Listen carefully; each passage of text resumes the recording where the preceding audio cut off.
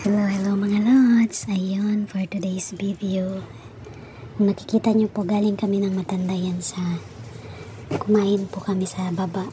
Pero pagdating namin dito sa bahay, gutom pa rin siya. Naglakad po kasi kami. Naglalakad sa baba para ma-exercise siya, yung paa niya. Mahirap na kasi yung ano niya, yung mga bones niya. Matanda na nga kasi, 98 na siya. Kaya kailangan ilakad. Tapos ayan, kita niyo mga alaga ko.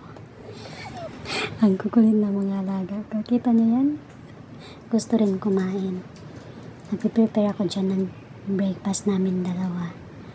Kasi nag-request nga siya ng tinapay. Kaya nagbili na lang ako ng tinapay. Tapos nagprito ako ng itlog.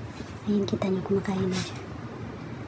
Umupo na rin ako sa tabi niya para sabay na kaming kumain.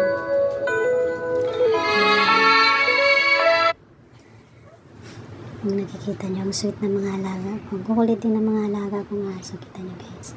Kulit nila oh. Humihingi din niya ng pagkain. Pinapakain din niya ng matanda. Kasi alam niyo yung matanda na yan, palaging gutom. Kaya huwag kayong tumanda. Mahirap na. Kasi pag tumanda kayo, lagi kayong gutom. Kita nyo yan. Pati yung mga alaga ko, gutom rin silang lahat. Oh.